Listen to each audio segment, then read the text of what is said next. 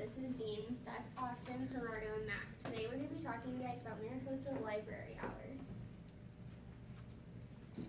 So our strategy for our presentation is we're going to find the problem, figure out why it was a problem, make a group goal/solution, create a plan on how to get there, make up a strategy of deadlines, and reaching our goal as a team.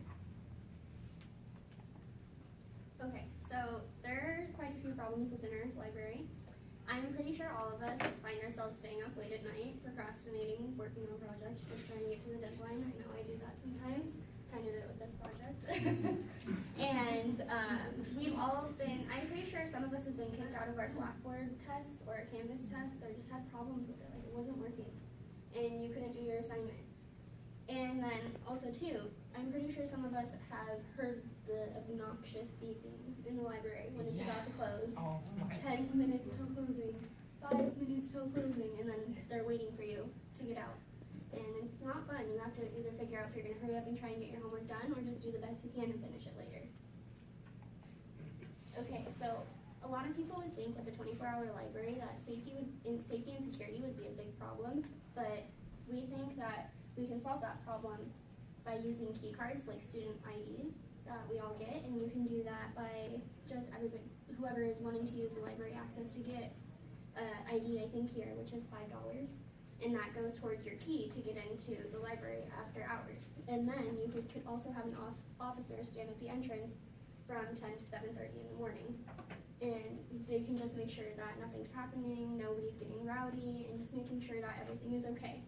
And we also thought too, walking alone in your car at night isn't fun. So we also thought of the idea of using a shuttle to the parking lots for people, so you don't have to walk alone in your car anymore.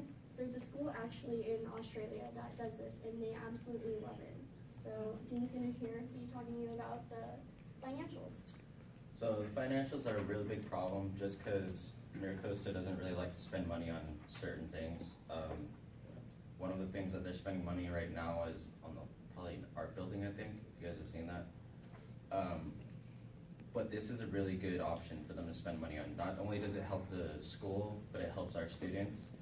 And they don't even have to use their money per se. We can use our money by volunteers donating, local businesses even donating, or even all of us can pitch in an extra dollars to put into our tuition just so that we can get the funding to get a 24-hour library. And the mindset and motivation is another problem. So the mindset is the beliefs that the school districts they're optimistic that the students will succeed regardless of their social ills such as poverty, gender, and also class-based inequities. So, there's a lot of objections. If it's not broke, don't fix it. Who's going to pay for that? It sounds like it's too much trouble.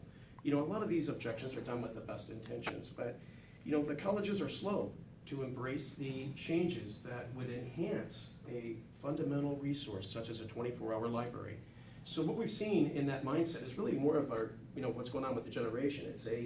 It's really a education on the fly. And this is going to come up here with our www.educationonthefly website we've got, but we're in this Amazon society that we have. That's really the mindset. And the motivation, well, how important is it for us to have a 24/7 library? I mean, how important is that?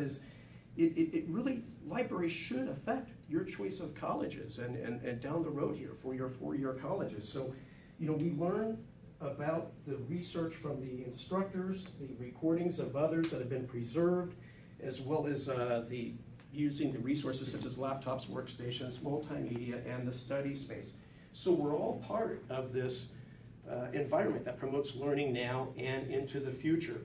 So now Austin is going to share with us on the demographics. All right, so when you're thinking about whether you want a 24-hour library service or not, you need to think about the demographics of the students and the people going here at MiraCosta. At MiraCosta, just as being a community college, we have a much wider variety of people, whether that be their age, their skill level, or just the community aspect of it all. We come to the campus, we leave, and we're in and out all the time. We're like a university. You're like pretty much grounded to that campus, and the campus is like you, and then you consume it, the campus. campus where you're just in and out all the time. We have nearly 17,000 students here. The average age here is 26, where at like a university it's between 18 and 22. So just like with that being said, when you're 18 and 22, you're kind of still like a child in a sense. You've been living with your parents the whole time, and at universities there's like that strong community bonding where like everything revolves around that campus, and when you're like older and 26, you're kind of into your life already.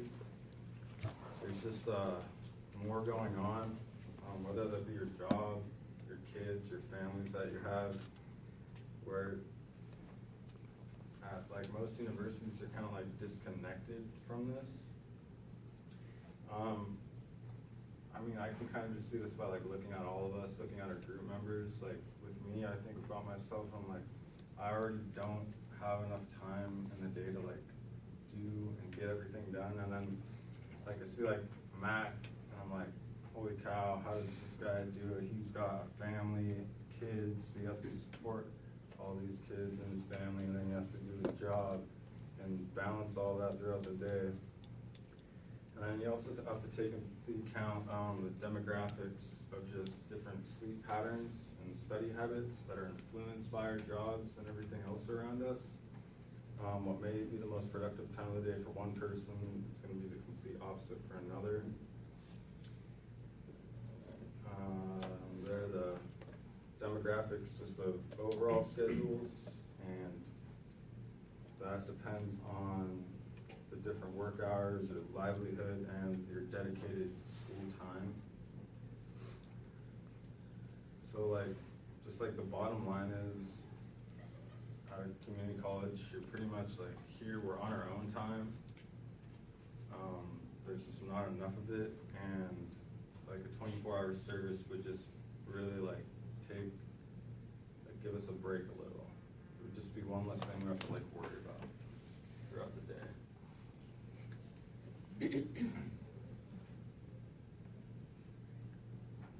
Thank you, Austin. As my group member stated, having a 24-hour library would improve the academic performance of the students. The libraries provide computers, study rooms, and tutors. So during our research to propose a 24-hour library, a conflict we encountered is that libraries on campus hire student workers, and our group agreed that it would suck to work overnight being a student. So being on campus at the library, we had the opportunity to ask Yuvia, a student worker at the library, how she felt of having a 24-hour library, and she agreed that it would suck. She wouldn't want to accommodate her schedule to work overnight shifts. So a suggestion our group thought of was to hire outside help, people who aren't students, and see if we can get employees who would want to work 24-hour shifts overnight.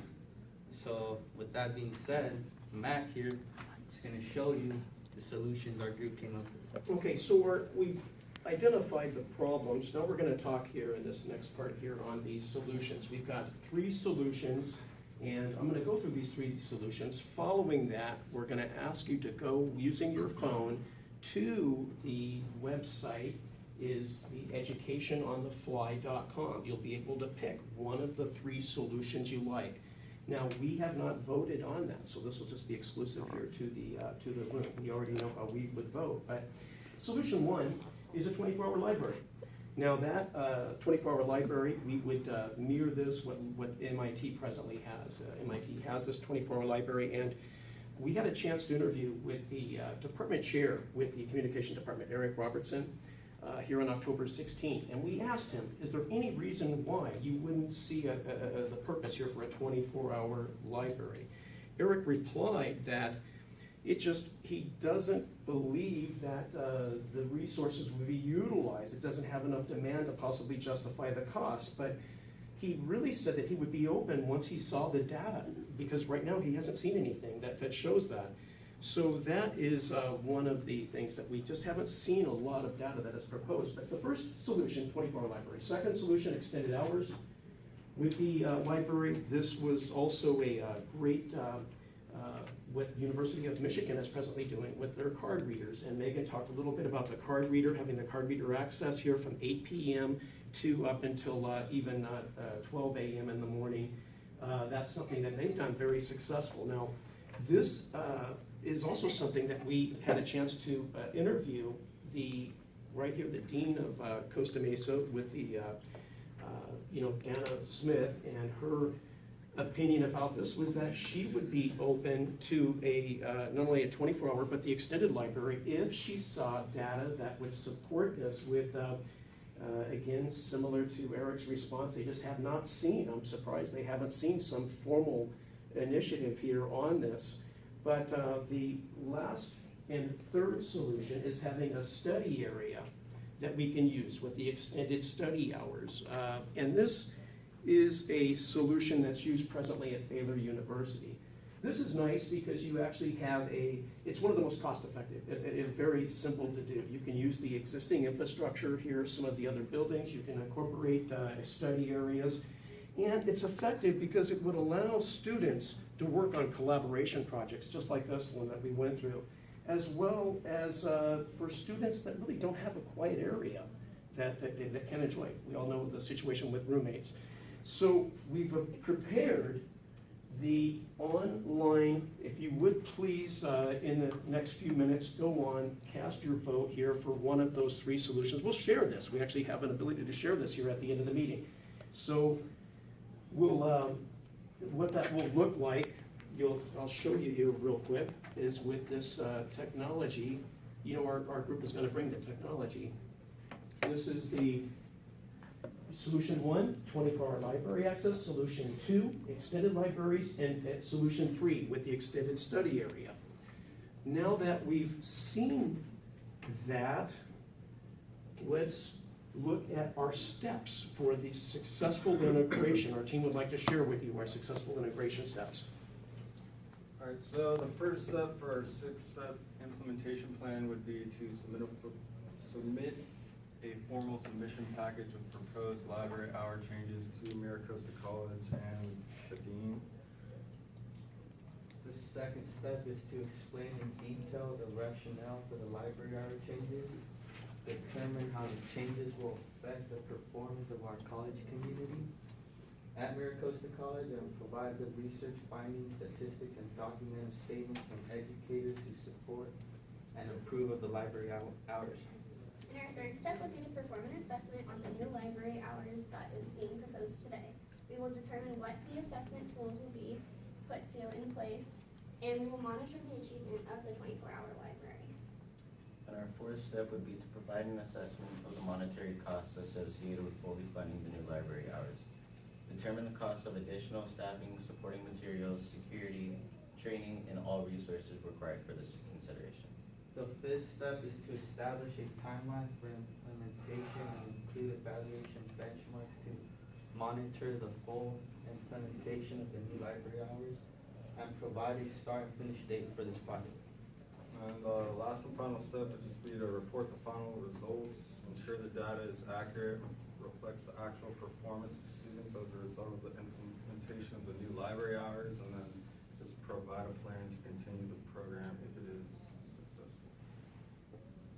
All right, guys, we need your guys' help as well as the volunteers, alumni, and even just regular donations from out in local businesses. They can help our community, you guys can help our community as MiraCosta, and we can also help everyone in other schools by getting our school on the map and getting other schools to get 24-hour libraries, get extended hours, or even study hall areas like the picture that we saw. Who would like to have like a little study area like that? I know I would, because that thing looks dope. So I hope you guys liked our presentation. I hope you guys have thought even thoroughly about it, and I hope you guys would like a 24-hour library like we would. Just to follow up here, has everybody had a chance to vote here on your phone as well? Because we would like to include the poll results here. We'll see how good this technology is. Wow, look at this. So extended library hours by 62%. So we thank you, we look forward to the funding of this project, and again, our team thanks you.